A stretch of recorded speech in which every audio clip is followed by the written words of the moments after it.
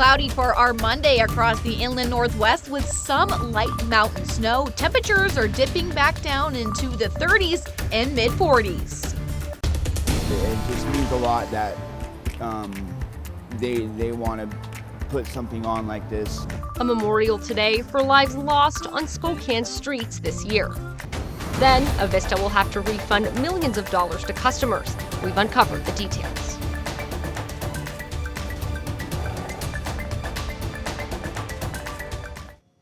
Good evening and thanks for joining us for KREM 2 News at 5. I'm Caitlin Galloway. Mark Hanrahan is off tonight. It's Christmas week and you'll want to know what the weather's like, of course, as you finish all of that last-minute shopping and getting ready for Christmas Day. Regan Gallo is in today and says we'll likely see a wet, not a white Christmas this week. Yeah, it's really up in the air still, I would say. We are potentially maybe going to see some raindrops, maybe some wind on Christmas Eve yet, but we're still tracking that. So I wouldn't say for sure yet. However, from now until then, I would say occasional rain. On the South Hill right now, we've seen partly cloudy skies where our station's at, and in the last hour we saw some raindrops. I can tell just from the ground. I definitely was in some rain about an hour ago, but very, very light rain. Now, looking to our temperatures, 40 degrees right now. We've dropped 1 degree in the last hour. We're going to be seeing those mid-30s to low 40s for most of the area throughout the week. Again, partly cloudy. We're going to see that light mountain snow in the Cascades and the Idaho Panhandle if you're getting out of the Spokane area. And then just to look at temperatures really fast, 40 in Spokane right now, warmer down in Lewiston, 44, and 34 in Colville. So not as warm as 2 weeks ago with the atmospheric river, but those temps are getting just a little bit colder. We'll have more later in our newscast. Regan, thank you so much. Well, breaking news to tell you about. Just hours ago, a man accused of a downtown Spokane drive-by shooting in 2024 has been found not guilty on all charges. Moses Adeji was found not guilty of 2 counts each of attempted murder and first-degree assault for a shooting outside the Globe Bar on Division and Main Street in July of 2024. Adeji was arrested in North Carolina months later by U.S. Marshals as he returned from the United Kingdom. Police had alleged that Adeji shot 2 people following a fight. The case went to the jury on Friday, and today they returned those not guilty verdicts. And just a few hours ago, Whitman County Sheriff's Office said they're investigating what may be human remains found near Colfax. The remains were found in a remote area along South Palouse River Road. They say because of decomposition, it's not possible to determine the sex or identity of the deceased. The Washington State Patrol Crime Lab is helping with the case. And a woman who police say called and confessed to killing her father has been found competent to stand trial. Police say 31-year-old Alyssa Bradburn shot her father in June of last year at their home in the 5600 block of North Cochrane Street and then called police to turn herself in. She's expected to appear in court on February 2nd. Bradburn now faces first-degree murder charges. And a woman is now charged with second-degree murder in federal court for allegedly killing a man on the Spokane reservation.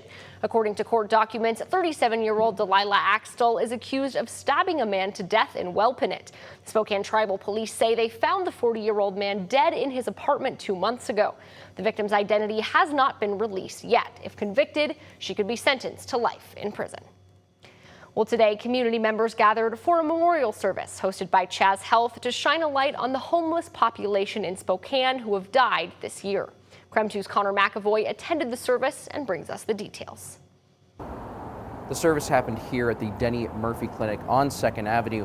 Many of its organizers and attendees hope the lives aren't forgotten and that more is to be done to try and end homelessness in Spokane. Folks gathered in the parking lot of the clinic to hear from homeless advocates in the community. In Stephen Martin's case, he can speak to the hardships of being without a home in Spokane for several years. He says he's known people in the same position who have passed away on the streets.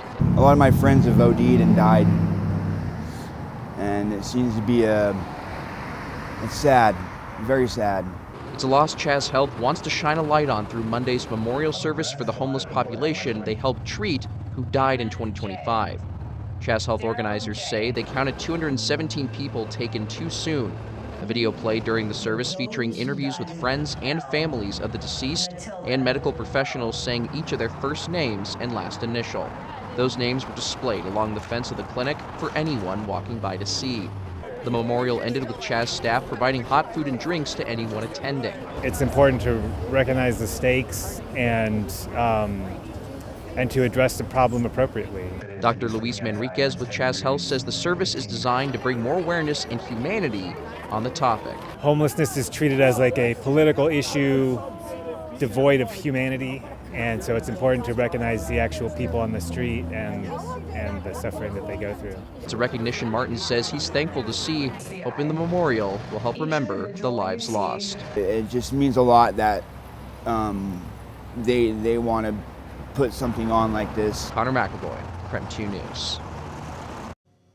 Thank you, Connor. Well, if you're an Avista customer, next year you could see a refund from over-collected rates. State regulators have ordered Avista to refund that money.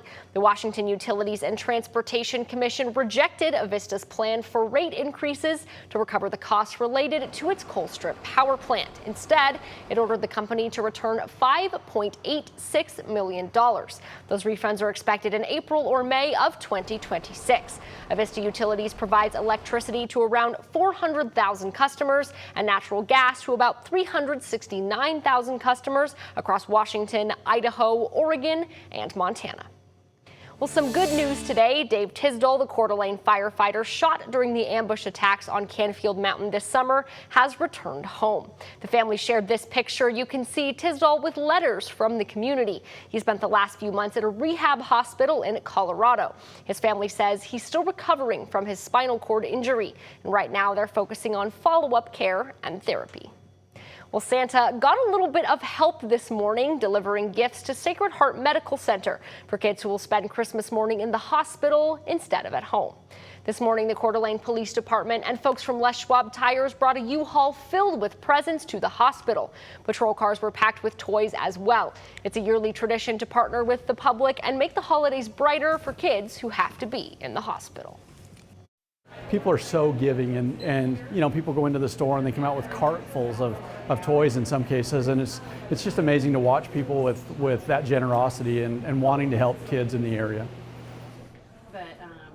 The Serenity Room on the 4th floor of the hospital is turned into a Santa store each year, where patients can shop for gifts for their parents or siblings for free, thanks to the community's generous donations. With Christmas on the way this week, the city of Spokane announced what closures are happening for the holiday. Spokane City Hall will be closed on Christmas and Christmas Eve, as well as New Year's Day. Garbage and recycling facilities will be a day late, and they will offer Christmas tree pickup from January 5th to the 16th. City parking meters will not need payment on Christmas Day or on January 1st. The Spokane Public Library will be closed Christmas Eve and Christmas Day. Spokane 311 Development Services Center, Numeric Skate Ribbon, and Loof Carousel will all be closed on Christmas Day. Adams Elementary in Spokane will be torn down and rebuilt after voters passed a Spokane Public Schools bond this election season. These moving trucks were on campus this morning to prep the building for demolition. After the winter break, students will be relocating to Camp Adams at the former Jefferson Elementary site. Well, lots more news coming your way at 5 o'clock tonight. The push is on to release the rest of the Epstein files. Find out why Congress is unhappy with what was released by last week's deadline. That's our next story. And Washington State took on Utah State in the famous Idaho Potato Bowl in Boise this morning. We've got all the details from Boise at 5:15.